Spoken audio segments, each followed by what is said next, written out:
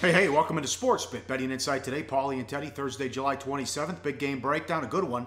Tampa Bay and the Yankees, Archer against Sabathia, and the Battle of Chicago continues with the Cubs and the White Sox. Deep dive, smoke and mirrors, I'll say it again. The Kansas City Chiefs, you go 12-4, they didn't improve the team at all. We'll get to all that coming up on the program. Bad beats, bad bets, bad for the books, and a key NFL injury. Bad bet. Look at this, Texas, 175, bet up all the way to 230. Darvish had nothing. Might be buyer beware at the deadline after he gave up 10 earned. Yeah, that might be the single worst start of Darvish's major league career. And I think, I'm not going to say he's got nothing moving forward. He has a good year already this season. I think the trade distractions finally got to him. He was not sharp. The first real offensive explosion from Miami since before the All-Star break. And Darvish, it does appear like he's on the move. Look at the tweet from Ken Rosenthal. His no-trade list. Baltimore, Boston, the Cubs, the Indians, the Rockies. There's some teams that are in contention there. I'm really surprised that Darvish picked those squads, although the Dodgers, the Yankees, the Astros, alive to pick up Darvish at the deadline. Doesn't make a lot of sense. It's like the Kyrie Irving wish list with his trade demand as well. Bad for the books. Another tough night. The Yankees, this was a day game. 45-cent move on the Yankees. Severino was filthy again. Since the break, 21 innings pitched, 1 earned run, and the Yankees played long ball to take out the Reds 9-5. Yeah, I mean, the Reds are my #1 bet against team right now. They're too intense since the All-Star break. They're clearly tanking. They brought absolutely nothing to the table again in Wednesday's action and going up against an ace right now. Let's call Luis Severino what he is. You know, this is a guy that we've spotlighted multiple times here on SportsBit over the course of the first half of the campaign, saying, look at his advanced metric numbers. This guy is ready to take the next step. Clearly, the last 3 starts he has, and the markets aren't sleeping on the Yankees' edges over a team like Cincinnati. That was a bad result for the house. All right, so was this, and it was tough for play of the day. Total was 8, 9-0 Phillies. Fires didn't have much, either to the Astros bullpen. You're supposed to win that bet when a team gets shut out, but how about this? A 30-cent move on the Phillies. They went, I've seen it all now. They went off the favorite. A 34-64 team was favored over a team that was 67-33. Yeah, 67-33.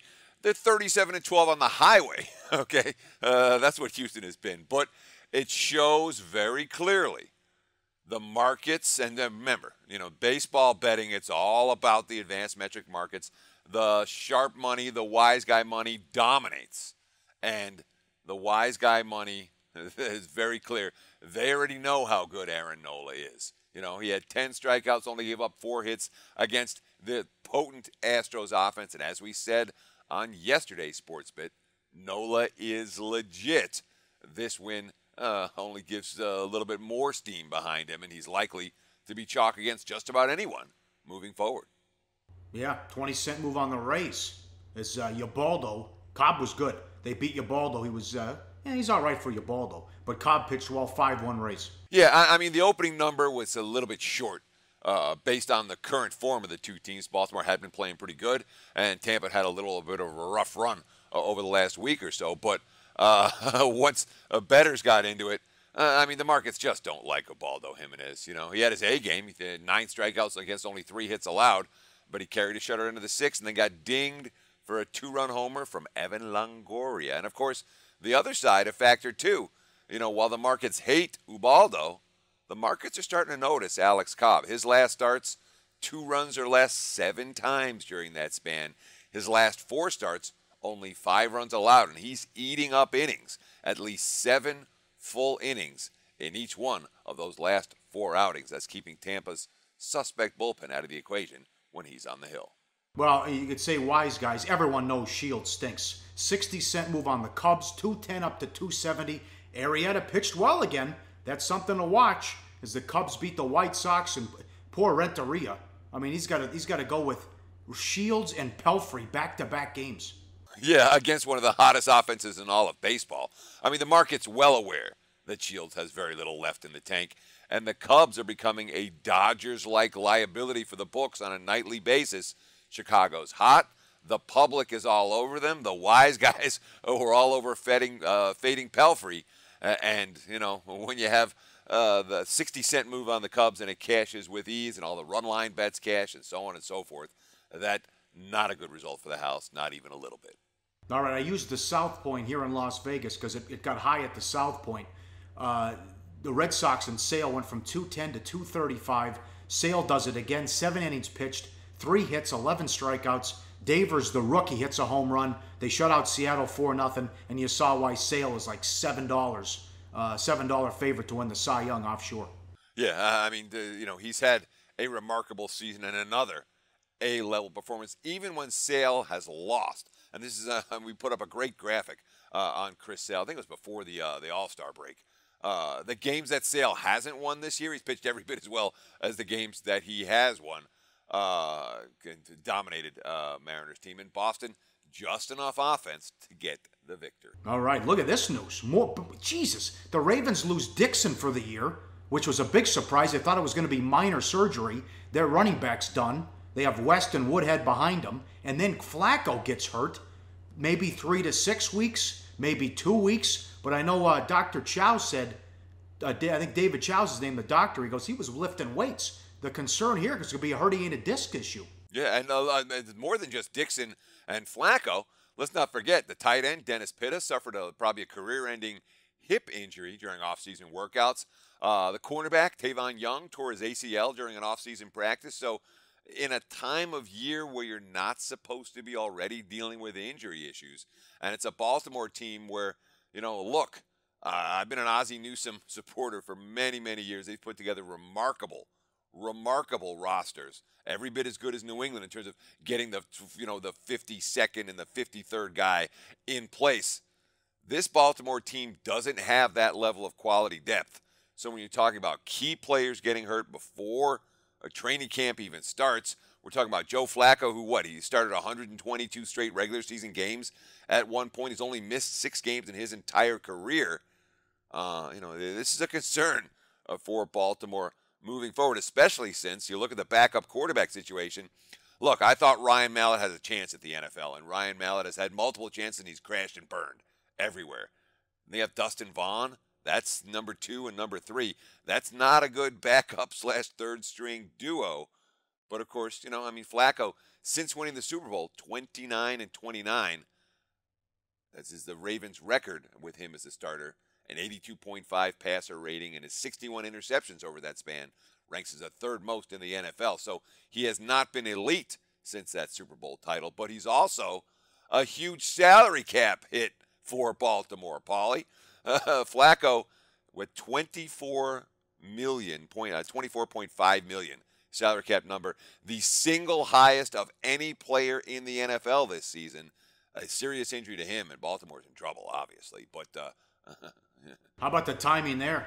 The year they won the Super Bowl, was right before he hit free agency, and he had Montana-like numbers during the playoffs. Unbelievable. Up next, big game breakdown. Rays and Yankees, Cubs and White Sox, and the Kansas City Chiefs on SportsBit. Betting insight today on SPRPicks.com. Go to SPROdds.com. Browse, compare, and shop live odds available at top online sportsbooks. Back on SportsBit, betting insight today at Pauly Howard on Twitter, at Teddy_covers. Big game breakdown, powered by BetOnline. They built their reputation because they know what bettors want. Exceptional customer service, strong promotions, and every possible type of wager that we're all looking for. Check out the bonus page, sportsbookreview.com, for the latest and best offers, and open a new account today. Archer against Sabathia, Rays and Yankees. BetOnline number, Yankees $1.16, 8.5 the total, early money on Tampa. Sabathia having a good year. 9-3 with a 3.44, and he's 37 years old. Dropped the weight. Well, some of it. Got off the all the sugar with what he was. I think he was eating Honey Nut Cheerios, I guess. We put on all that weight, or something crazy what he was eating. But, look at the numbers. The strikeouts per 9, worst since 2004. Walks per 9, worst since 2002. The swinging strike rate, career worst. But the other advanced metrics, not bad. Well, they're certainly not good. We're talking about a guy who's having a dream season in terms of outcomes.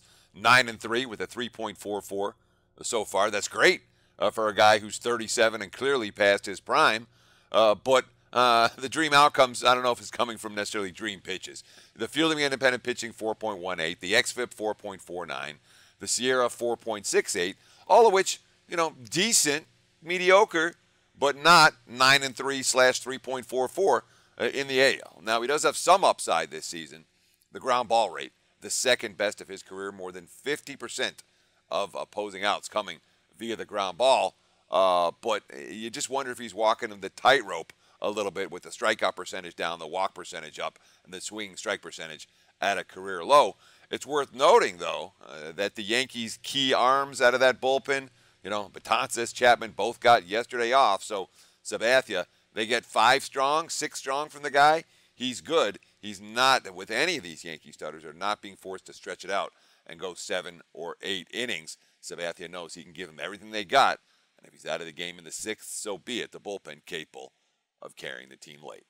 Archer throwing better pitches than Sabathia, but getting worse outcomes. So Sabathia 9-3 with a 3.44. Archer 7-6 with a 3.77. But you look at the advanced metrics here. Put that graphic up again. Sabathia and Archer. The FIP 4.18 to 3.09. The xFIP, and you see the skill interactive ERA as well. Archer at least a full run better on the metrics, but not getting the breaks and the bounces off the ball like his BABIP. The batting average of balls in play is 326. It's 272 for CC. Remember, we told you yesterday the MLB average is 297. Yeah, I mean, one guy's been way better than average. The other guy's been way worse. Hence the fact that the results for Sabathia and the betting results in particular have been far better than that for Archer this season. But it's a Tampa Bay team. They're back from the brink right now. Look, they had that nasty 5-game skid and lost the opener to Baltimore. Came back-to-back wins over the Orioles. Now they're only 1 game behind KC for that second wild card spot. I like the fact that Tampa righted themselves over the last couple of days in a way that perhaps it explains some of the money, the early money that we've seen for the Rays. But most of it is that the markets expect good things from Archer and not good things from Sabathia moving forward. Tampa's taking early money. I wouldn't be surprised at all to see them take more as we head towards the first pitch. All right, game number 2. Live odds powered by BetOnline. Live odds at BOL. Cubs and the White Sox. Cubs are 240 on the road. You know where this game's going, where the line's headed. 10.5 the total. It's Lester against Pelfrey. You can make a case that every Cubs hitter underachieved before the break. And now here they come, as they won again last night. Pre-break, average 239. Post-break, 292. You see the jump in the on-base, the slugging, and the OPS. Those are the same Cubs team stats. I mean, it's a staggering what they've been able to do so far out of the gates. And good job by Lester to bounce back after that first-inning disaster going to the break against the Pirates. Well, I mean, you talk about the Cubs, and let's go back to this underachieving hitter. I mean, literally every single Cubs hitter underachieved before the All-Star break compared to career numbers, compared to where they were projected, compared to what the advanced metrics said they should have done. That was a big part of Chicago's mediocrity over the first half of the campaign. Now we have all of these great hitters. And make no mistake about it, that Cubs lineup is loaded with legitimately great hitters. They're all getting hot at the same time. This is a scary lineup for opposing pitchers to face right now. And, of course, when you have John Lester on the hill, remember, what do you expect a pro to do after getting lit up? I mean, that was a disaster against the Pirates when he gave up 10 runs in the first. Well, 2 starts since then, 15 innings, giving up 3 runs, 6 hits, 1 walk, 16 strikeouts. That's what a pro does after he gets pushed to the brink. Impressive, as you mentioned, bounce back from Lester after some, mediocre to dismal results. And the White Sox tear it down, build it back up. They have 8 of the top 100 prospects, according to Baseball America. That's the good news. The bad news is the rest of the team and the rotation so bad. We mentioned Shields earlier. They got to throw Pelfrey out there. I mean, he's been terrible. He's finishing out the second year of an $8 million contract. He's 3-7 with a 4.46. Look at 2011 through 2017. He's 25-57 with a 4.79 ERA. My God. When you're 25-57 and you're getting $8 million contracts at this stage of your career, it says something. But, obviously, there's hope for the future for the White Sox. There's good news. When you have 8 of the top 100 prospects, that's kind of like where the Cubs were a few years back, with a bunch of guys ready to come up. Where Minnesota looked, coming into this season, where, hey, we got a bunch of good guys that are getting ready for the big league level. And the White Sox, they've been able to turn their assets in terms of veterans into promising prospects. So, there's hope for the future in Chicago. But when you're going with Shields and Pelfrey on back-to-back days, when you have arguably, I'm sure there may be a worse starter in baseball right now than Mike Pelfrey. Not many of them. And, of course, that bullpen behind him already worn down after an ugly outing from Shields in yesterday's ball game. Up next, big game, deep dive. We get to the Kansas City Chiefs. We continue with the AFC West. Their win total, 9. They won 12 games last year. We'll run it all down coming up on SportsBit. Betting Insight today on SPRPicks.com. Research before you bet. Be sure to check out SPR Picks for the best game predictions, breakdowns, and much, much more. Wrapping it up on SportsBit. Betting Insight today. Time for the Kansas City Chiefs. Win total 9. Over minus 130. Last year, 12-4 straight up, 9-7 ATS, 10-6 to the under. They were lucky. They were outgained, and you had that stretch, Teddy, where they were outgained by a wide margin. They kept winning the turnover battle. There was a key pick 6. Charlie Checkdown was afraid to throw the ball longer than 10 yards. Maybe would make one play. Hill would have a big special teams play, and voila, they won a game. 33 takeaways. Number 1 in the NFL. 17 giveaways, a plus 16 turnover margin. Tied for first as well. 6-2 in regular season games, decided by less than a touchdown, and led the NFL by ending 16.7% of opposing drives with a takeaway. That's incredible. Well, I mean, it shows what turnovers will do for a team. Now, Kansas City, make no mistake about it, they're in a sense, they're like New England. They're built to win turnover battles. The offense, only 17 giveaways for the season. That was top quartile. And that's, Alex Smith takes a lot of grief for being a QB that doesn't take many shots downfield, although they got plenty of shots last year in big plays with Tyreek Hill and Travis Kelce making plays downfield, even though Smith didn't get any credit for that.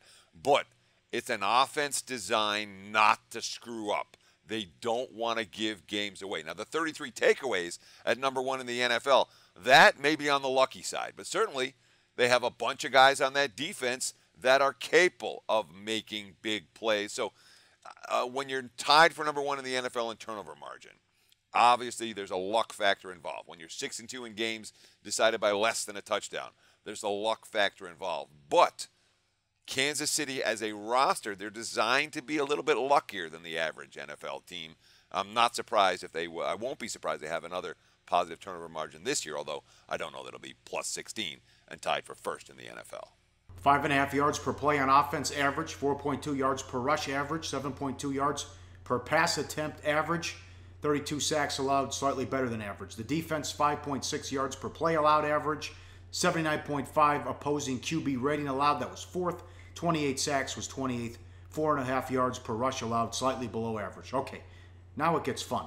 You go 12-4, you get a home playoff game and win your division, you think you're close to the Super Bowl. They didn't improve their team. They lose Macklin.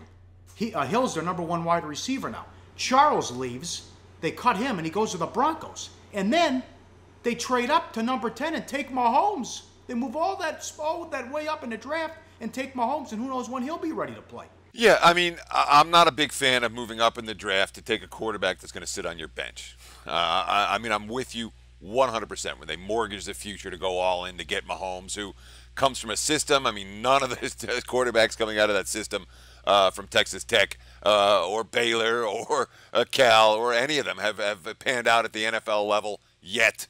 They have a good young offensive line. I mean, a real good young offensive line. With DuVernay Tardif, who they locked up in the offseason. Schwartz, they locked up last year. Eric Fisher has improved year in, year out. Mitch Morse. It's a good young OL, but you take Mahomes, second-round pick out of the defensive end out of Villanova, the third-round pick Kareem Hunt out of Toledo, the fourth-round pick Chesson, the wide receiver out of Michigan. They tried to get some skill position talent, but I'm telling you, I'm with you on the concept of it was a bad move to bring Mahomes in a year where Jerry Macklin left town and Jamal Charles left town, and you're looking at a legitimate drop-off in terms of skill position talent level. What do you think of the defense? How about the Tamba Ali tweet storm? Tweeted like 13 times in a row. I couldn't get on the field for much of the playoff loss to Pittsburgh. He seems pissed off. Yeah, I mean, it's certainly not something that you would like to see, but Andy Reid is a player's coach. The guys like him. And I want to talk one more thing about the offense before we switch to D. And that's a great quote from Alex Smith talking about the departures. Quote, "It really is a rare year if you got all 11 guys back. Yeah, it's going to be adjustment. It's going to be an adjustment, losing your leading receiver and your ostensibly number one back. But I feel like every year that adjustment is somewhere. We've got a lot of continuity in the offensive line room, a lot of continuity in the tight end position and backfield, guys coming back. I think even at the wideout spot too. Obviously, Mac's not here anymore, but we've got a lot of young guys who have been here. It's just part of the game." So Smith is towing the party line on the offensive side of the equation. Defensively, I mean, they only had 28 sacks last season, but they had a ton of injuries. They're hoping, with Aaron Bailey healthy, with Justin Houston healthy, that'll help. They swapped out Dontari Poe at defensive tackle. They picked up Benny Logan, who's been banged up as well. Maybe a drop-off there. But you certainly love that secondary. Obviously, Marcus Peters, Pro Bowl level corner, and the safety Eric Berry, who got paid this offseason, deserved to get paid 3 Pro Bowls the last 4 years. It's a good-looking secondary. It's a very deep secondary. And if they have a pass rush and a secondary, I mean, to expect some kind of a drop-off from Kansas City is perfectly normal. I don't know if they win 12 this year, but, they're lined at 9, and they feel like a 9-win team to me. The AFC West plays the AFC East and the NFC East. 2 extra games at Houston, Pittsburgh. They open up against the champs Thursday night. What else stands out to you with the schedule? Well, I'll tell you what. You look at their schedule last year, much tougher than average. They went 12-4 against a much tougher slate than the average team. This year, once again, one of the toughest slates in the NFL. And I'll tell you, I'm with you. I'm not betting KC over, But of all the teams that we've gone through, and we're in the final division now. We've already done 7. This is the 8th division that we're doing. I don't think there's been any team in the NFL that's taken less action this offseason than Kansas City. Basically, the number on the Chiefs hasn't moved from the opener until now. At multiple books, not just Bet Online, across the board, KC's taking very, very little betting action.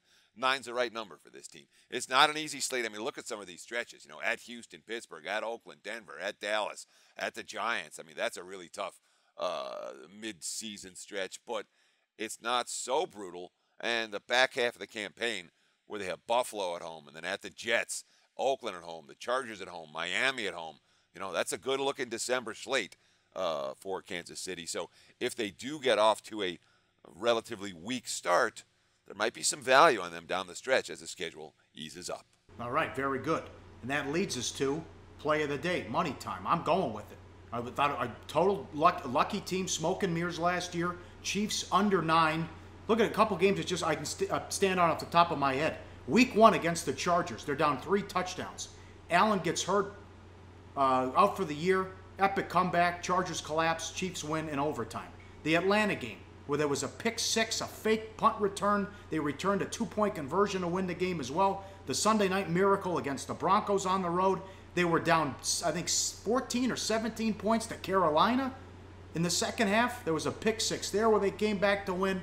So many things I don't like. They fired their general manager. They move up in the draft to take Mahomes, and I'm with you, Teddy, on I don't like Mahomes either, especially a Texas Tech quarterback. They let Macklin walk. Andy Reid goes to his wedding. 2 weeks later, they get rid of him. They let go of Charles. You throw into Hill and Kelsey and Conley. So they lose some weapons there. And Alex Smith doesn't throw longer than 7 yards to begin with. I think teams will figure out, hey, Hill's pretty good. Don't kick to him, all right? So don't get no shenanigans as well. So I think, remember, 11 years in a row, at least 4 teams that went to the playoffs the previous year missed the playoffs the following year. 4, at least 4, 11 years in a row. Here's one of them. Under 9, Chiefs missed the playoffs. Down year in Kansas City. We continue with the AFC West tomorrow. We close it out on SportsBit. Betting Insight today on SPRPicks.com.